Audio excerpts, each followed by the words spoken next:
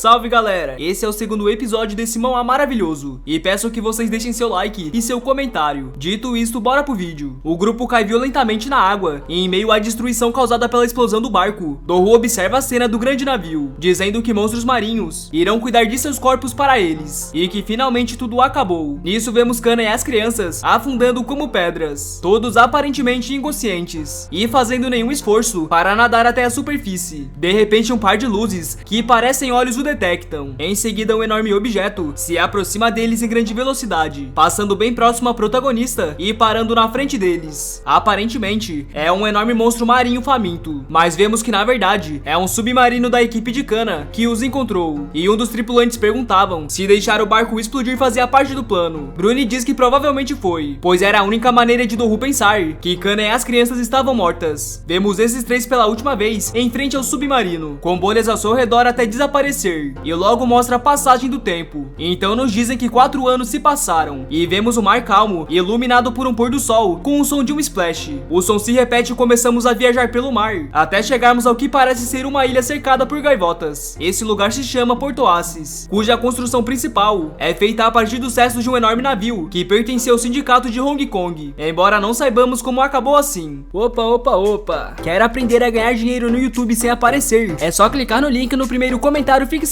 Vemos também que possui bons equipamentos, com naves suficientes e uma boa linha de defesa cheia de pontas afiadas e cadáveres de monstros. Em uma pedra, vemos a espada do protagonista presa, que ele pega repentinamente, e nos é mostrado que o protagonista cresceu, parecendo maior, mais forte e mais determinado, e agora tem 17 anos. Vemos um enorme poço feito de ruínas de prédios, mal iluminado pela luz do sol, no qual o protagonista mergulha armado com um arpão. Ele chega à porta do que parece ser um antigo quarto de um hotel e tenta tirar o número da placa, quando ele encontra um grande peixe rosa nadando por perto. Ele pausa o que estava fazendo por um momento, pensando que deveria pegar o peixe para comer mais tarde, já que estava lá. Mas então muitas bolhas saem do banheiro atrás do protagonista, e algo emerge dele em alta velocidade, que acaba por ser uma enorme cobra que quer comer o protagonista. Ele se vira assustado e diz que é uma cobra marinha venenosa. Enquanto a cobra avança com as mandíbulas abertas, passando acima dele, vemos que o animal não visava o protagonista, mas sim o peixe que ele pega com os dentes. Enquanto a cobra está distraída, o protagonista diz que levou um susto e percebe que ele deve tomar cuidado, pois mesmo um arranhãozinho dessas presas pode matá-lo. A cobra envolve o peixe em seu corpo e volta sua atenção para o protagonista. Ele assume uma posição de combate com seu arpão em punho e diz que é hora de aprimorar suas habilidades. Ele desafia a cobra a avançar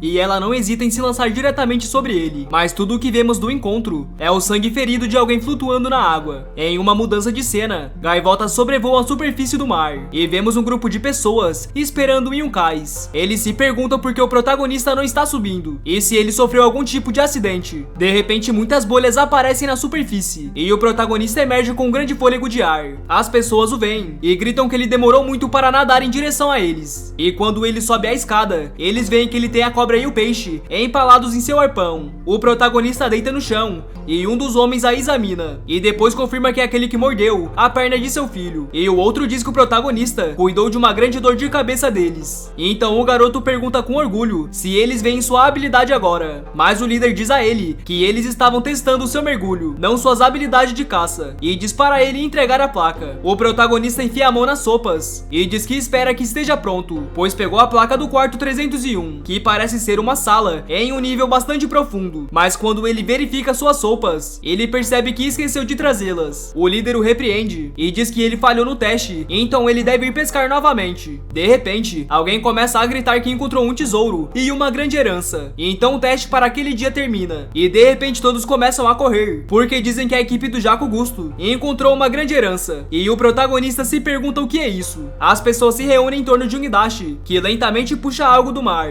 E vemos que é uma grande caixa de metal, coberta de detritos marinhos. O protagonista diz que é apenas uma caixa velha, mas o líder o corrige e diz que é realmente um tesouro. É uma caixa de suprimentos que seus ancestrais prepararam antes da submersão. Dentro dele está cheio de suprimentos médicos, roupas, alimentos e objetos para as necessidades diárias. É uma herança deixada por pessoas de um século atrás para aqueles que viriam depois. Dentro da caixa, os exploradores encontram suprimentos médicos de primeira classe que parecem ser valiosos, e eles dizem a Jaco que são para ele. Então o chefe do porto chega e abre caminho no meio da multidão para ele chegar até os exploradores, e ele parabeniza Jaco por finalmente alcançá-lo e diz a a ele que ele é um verdadeiro aventureiro enquanto aperta sua mão. Jaco agradece cordialmente. Então as pessoas começam a dizer que os rumores de grandes heranças sobre as ruínas eram verdadeiros. Então todos correm em direção ao mar, dizendo que precisam ir cada vez mais fundo das ruínas para encontrar suas próprias heranças. E o protagonista se surpreende com a empolgação deles. O chefe percebe a presença do prota e pergunta se ele passou no teste de mergulho, a qual o líder responde que sim, mas está muito fraco para aceitar novamente. Embora o protagonista insista que chegou ao quarto 301, o líder diz para não se preocupar, porque vai se certificar de que é útil para a comunidade, enquanto dá capinhas na cabeça feito criança, o que incomoda o prota. O chefe do porto diz que vai esperar por isso, e por falar nisso, ele cresceu muito desde o primeiro dia que chegou. O protagonista diz que sempre foi muito grato por sua ajuda, e o chefe responde que eles não excluem os forasteiros, e os exploradores são sempre bem-vindos. Ele espera que eles trabalhem duro e encontrem muito tesouros para o bem de todo o Porto Oasis. Lá descobrimos que o porto foi criado a partir das ruínas de vários edifícios que caíram umas sobre as outras na forma de uma enorme montanha, e a cidade foi construída no topo dela. Tantos tesouros podem ser encontrados em vários cantos das ruínas, enquanto vemos um diagrama deles como um labirinto inteiro. Nos contam também que o oásis é abastecido por minas localizadas abaixo dele, e que a vila é quase como uma fortaleza, e os cidadãos vivem dentro dela com segurança. Além disso, está localizado em um local seguro e sem monstros marinhos. Mas o que o tornou famoso foram os rumores que se espalharam sobre as grandes heranças em suas ruínas, que atraíram refugiados de todo o oceano, inclusive do grupo do prota, pois aquele lugar não discrimina contra os forasteiros, mas sim os acolhe. Vemos o chefe do porto que os recebeu e disse que o tesouro é de quem encontra, o que motivou os exploradores a irem mais longe e mais fundo, ao contrário de Doru, que nem considerava os refugiados como humanos e que tornava qualquer pessoa a bordo de sua nave cruelmente discriminada, e isso tornou o porto completamente diferente. Então vemos o líder chamado Mao acompanhando o protagonista de volta para casa, que explica a ele que no porto encontrar um tesouro único como o de Jaco Gusto o deixará rico, portanto ser mergulhador é a melhor maneira de sobreviver lá. Mas o protagonista diz a ele que não pretende ser mergulhador para sempre. Mao então pergunta o que ele vai ser, e o protagonista responde com determinação que ele se tornará um arpoador. Mao diz a ele que não há muitos monstros marinhos no porto, então ele vai morrer de fome, e ele diz para ele olhar para os guardas, que estão bocejando entediados na torre, e diz a ele que seu salário é tão baixo devido à falta de perigo que eles não conseguem nem sobreviver. Lá ele lembra que havia um menino que foi embora dizendo que se tornaria um arpoador igual ao protagonista, e acredita que seu nome era Bruni. Assim o protagonista entende que é o companheiro de Kana e percebe que ele era de lá, mas então ele pergunta a Mao por que está andando com ele, e o mergulhador responde que é porque eles devem tomar uma bebida para comemorar seu fracasso. Eles chegam na casa do protagonista, onde Lita saiu para cumprimentá-lo alegremente, e Mao responde à garota. O protagonista entrega o peixe para Lita e pergunta onde está Kana, ao que ela diz que não sabe com um olhar desconfiado, porque faz tempo que não a vê, o que decepciona Mao. E Lita pergunta se é porque ele foi vê-la. Enquanto Mao fica deprimido do lado de fora, o protagonista sobe a escadilha e entra na casa. Ele anuncia sua chegada e a princípio não vê ninguém, mas depois percebe que é um copo com uma bebida ainda morna. Então ele pega um pedaço de pau e desvia de um golpe que vem por trás, o que o obriga a deslizar para longe. Mas ao parar, ele sorri, e Kana diz a ele que não é ruim e que ele ficou mais rápido. O protagonista pede para ela esperar, mas ela ataca com tudo e o domina com ataques contras, os quais ele mal consegue se defender. Ela pergunta se ele só sabe se defender, e o protagonista insiste que a menina espere. Ele consegue dizer a ela que dessa vez veio com um convidado. Então Mao entra procurando por Kana, dizendo que ouviu a voz dela. Então ela de repente se joga no chão, e a cena que Mao vê é como se o protagonista estivesse batendo em Kana. Ela diz ao mergulhador com a voz trêmula que está grata por ele estar lá, e depois de entender a situação, ele bate forte no protagonista, perguntando como ele se atreve a bater em sua própria irmã. Mao diz a ele que pensou que ele era melhor que isso, e o protagonista quer negar para defender ele mesmo, mas Kana diz a ele para permanecer em silêncio para esconder sua identidade. Então o protagonista desiste e pede desculpas, aceitando o castigo do companheiro. Ele é sacudido para frente e para trás por seu companheiro, que lhe diz que vai lhe dar uma lição. Numa mudança de cena, vemos as profundezas das ruínas, onde uma parede começa a rachar. Após a quebra, aparecem dois mergulhadores, dizendo que estão lá dentro. Eles examinam o local e ao encontrá-lo vazio, dizem que são os primeiros a chegar.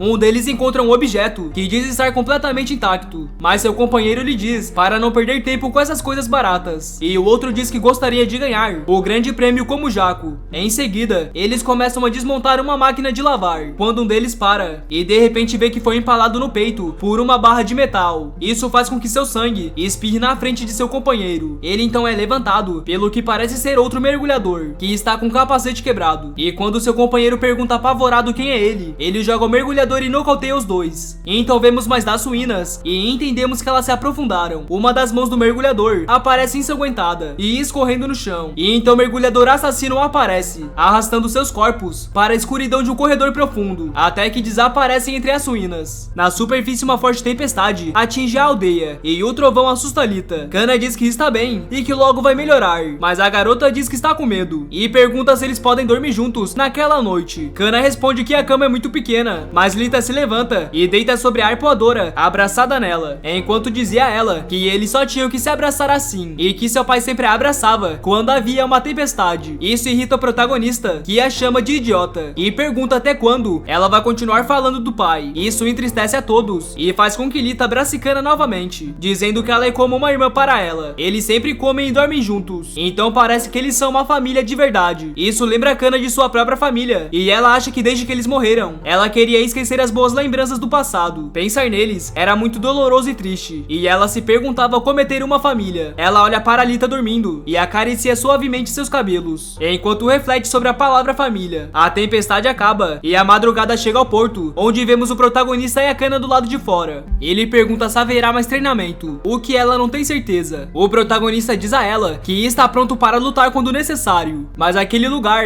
é muito pacífico. Ela pergunta se isso é estranho e se a paz é um problema. Ele responde desesperadamente que não sabe o quão forte ele é, porque tudo o que faz é treinar, e ele quer se testar. Com um olhar matador, ela pergunta se é isso que ele quer, deixando-o nervoso. Kana conta a ele que existem arpoadores que arriscam suas vidas para conseguir mais estrelas em suas tatuagens, controlados pela ganância, orgulho e vaidade, e por isso são sempre os primeiros a morrer. Ela dispara ao garoto para nunca cometer os mesmos erros que eles. A dupla então vê um grupo de pessoas se reunindo na praia ao redor de algo, enquanto murmuram, e eles se perguntam o que é. Com curiosidade, o protagonista se aproxima do grupo. Mao diz a ele que parece ter sido arrastado pela tempestade da noite anterior. Quando Kana chega, os dois veem que é um monstro repulsivo com partes do corpo humano que excreta um líquido viscoso. As pessoas perguntam se aquilo são pernas humanas e se isso comeu um humano. Alguns meninos dizem que os mergulhadores que entraram nas ruínas ainda não voltaram. Mao diz que não importa o que seja, eles não podem deixar ficar aqui. Eles devem cortá-lo e jogá-lo no mar, e logo o perfura com seu arpão. Mas a criatura começa a se contorcer, fazendo com que Mao deixe cair sua arma. Enquanto o povo grita que o bicho está vivo e fogem, o chefe do porto se aproxima, apesar de seus avisos. Ele calmamente remove o arpão de Mao e o enterra com força no ser, fazendo-o gritar de dor, e se contorce ainda mais até parar de se mover e finalmente morrer. O protagonista então pergunta o que é e se é um monstro marinho, mas o chefe gentilmente diz a ele que não há monstros marinhos em sua cidade, e com um olhar desconfiado e o rosto manchado de sangue, ele diz que é apenas um peixe morto. Isso deixa o protagonista atordoado e Kana desconfiada. Numa mudança de cenário, vemos pedaços de pano secando no vento, e Lita que estava estendendo em um varal depois de lavá-los enquanto cantava uma música. De repente ela ouve um barulho e algo parece emergir da água atrás dela. Lita se vira ao som da água e vê um mergulhador desconhecido olhando para ela com desconfiança. Ele sai cambaleando da água e caminha com dificuldades em direção a Lita, que fica com medo, mas então ela ouve ofegante dentro do traje e o mergulhador cai no chão antes de tirar o capacete. Ele o joga com força na água, revelando ser o Sr. Mori, um dos mergulhadores que caiu, com o rosto coberto de sangue e os olhos vermelhos. Lita o reconhece e corre até ele, e quando ela o alcança, ela o acolhe em seus braços e implora para que ele acorde, mas ele respira com dificuldade. Ele está tão doente que tosse com sangue e começa a desaparecer rapidamente. Vendo isso, Lita se vira e grita se alguém pode ajudá-los, e se levanta dizendo por favor, chame alguém. Mas então Mori a pega pelo braço e com suas últimas forças diz a ela para correr, pois há monstros marinhos lá embaixo. Ele morre desabando na água, deixando Lita confusa e gritando seu nome. Mais adiante, vemos uma reunião sendo realizada nos bairros altos do porto, onde os líderes estão discutindo sobre o problema. Alguns dizem que 2 pessoas morreram, então eles precisam destruir a mina, enquanto os outros perguntam como eles vão sobreviver sem ele. Eles dizem que o dinheiro é inútil se todos estiverem mortos. O protagonista então pergunta a Lita se Mori realmente disse que existiam monstros marinhos, e ela diz que sim, pois ela ouviu isso diretamente dele. Nesse momento, o chefe para as lideranças com um único golpe na mesa e diz que chega e já basta. Ele explica que todos sabem que o porto é uma zona segura, livre de monstros marinhos, e que tudo isso lembra do incidente de 3 anos atrás, e as pessoas também estão fazendo fazendo isso. Ele conta como alguns mergulhadores disseram que foram atacados por monstros marinhos. Causou um grande alvoroço, mas acabou que eles realmente lutaram entre si para obter a herança para si. As pessoas dizem que é verdade e que tentaram culpar os monstros por aquele incidente. O chefe continua e diz que eles eram gananciosos, pois até se mataram apenas para obter uma parte maior do saque. E no ano anterior, alguém espalhou rumores sobre o monstro marinho na área B3, o que também acabou sendo uma grande mentira, para impedir que os mergulhadores explorassem o local. Portanto, esses incidentes são comuns, pois aconteceram repetidamente. As pessoas parecem convencidas e dizem que é verdade, e todos estavam com tanto medo que não houveram operações de mergulho por muito tempo. O chefe diz que, com base em incidentes anteriores, eles não podem deixar que as palavras de Mori os seguem e simplesmente destruir as minas. O protagonista intervém e pergunta por que o moribundo mentiria e que poderia ter sido sua última tentativa de alertar os aldeões sobre o perigo. Isso deixa o chefe nervoso. Lita apoia o irmão e diz que é verdade que Mori ficou com muito medo e disse com seu último suspiro que eles deveriam fugir porque havia um monstro marinho. As pessoas começam a duvidar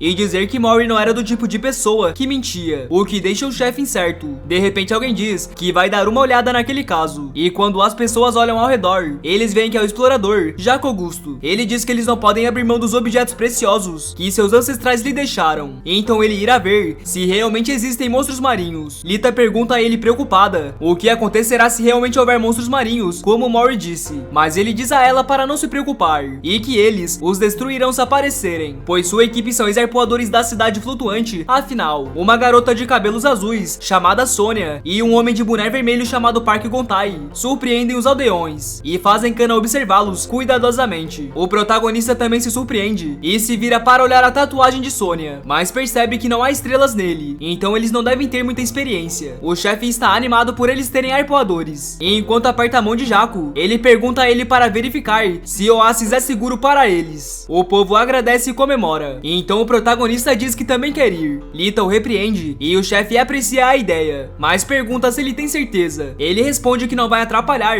e que seria melhor se outra pessoa fosse também. Jaco concorda com isso, se puder pelo menos trazer suas coisas. Sônia se aproxima do protagonista e diz que ele é muito bonito, e quando lambe sua bochecha, ela diz a ele para não se preocupar, que ela o protegerá. Isso perturba Kana e Lita e deixa o protagonista em estado de choque quando ele retorna aos seus parceiros. Gontai diz para a garota parar de incomodar o protagonista, mas ela diz que não estava brincando e estava falando sério, pois o acha um homem fabuloso. Gontai pergunta a ela qual parte dele, e ela diz que pode ser chamada de intuição feminina, pois ela lhe dá um olhar perturbador. Outros mergulhadores também se oferecem, pois querem recuperar pelo menos o corpo de Taeo, o outro mergulhador que estava com Mori e com quem trabalhavam muito tempo. Então Jaco os aceita, e como o time está decidido, ele diz que eles partirão amanhã. O protagonista desbanha sua espada, enquanto Lita implora que ele não vá. Mas e se realmente houver um monstro marinho? Pergunta Lita, e o protagonista diz que é exatamente por isso que ele está indo. Ele não pode perder essa oportunidade. Lita pergunta a ele o que isso significa, já que ele pode morrer ali. Kana pergunta se ele realmente precisa ir, ao que ele responde que sim. Isso deixa Lita pensativa e deseja boa sorte. O protagonista então segue seu caminho, avisando que logo estará de volta antes de entrar no submarino. Lita reclama com Kana e pergunta por que ela não tentou impedi-lo, mas ela diz que é porque ela não pode. Enquanto assiste ao mergulho do submarino, ela conta a Lita que ele está trilhando seu próprio caminho no mundo e se tornando um adulto. O submarino inicia sua descida ao abismo, iluminado pela luz do sol, com toda a tripulação séria e concentrada, exceto Sônia, que toca no ombro do protagonista e pergunta se ele se exercita, porque parece forte. Ela diz que os assentos são um pouco apertados, então ela pergunta se ele quer que ela sente em seu colo. O protagonista não responde, imaginando se a garota é assustadora e se isso significa que ele é muito bonito. Um dos mergulhadores pergunta a Jaco por que um estranho como ele está indo tão longe para ajudá-los. Ele conta que teve uma filha que morreu de peste dos peixes quando tinha 6 anos. Eles poderiam ter evitado que progredisse tanto se tivessem o remédio que encontraram na grande herança do dia anterior. Por isso não podem deixar que as minas sejam destruídas, pois precisam da herança deixada por seus ancestrais. Nisso, um barulho chama a atenção do protagonista e vemos o submarino interromper sua descida. Gontai diz a eles que é o máximo que eles podem ir com o veículo e pede que se preparem para mergulhar. O grupo veste o equipamento e um a um armados saem do submarino para seguir a pé. Jaco os avisa para ficarem juntos se não quiserem se perder e morrer. O protagonista nervoso pensa que lá vão eles ao iniciar sua busca, e Jaco os lembra que o objetivo da missão é encontrar as pessoas desaparecidas e confirmar a existência dos monstros marinhos, conforme eles entram nas ruínas escuras. Na superfície, um homem informa ao chefe que a equipe de busca chegou à área D7. Então seu assistente pergunta o que acontecerá se eles encontrarem aquele lugar, ao que ele responde que não há com que se preocupar,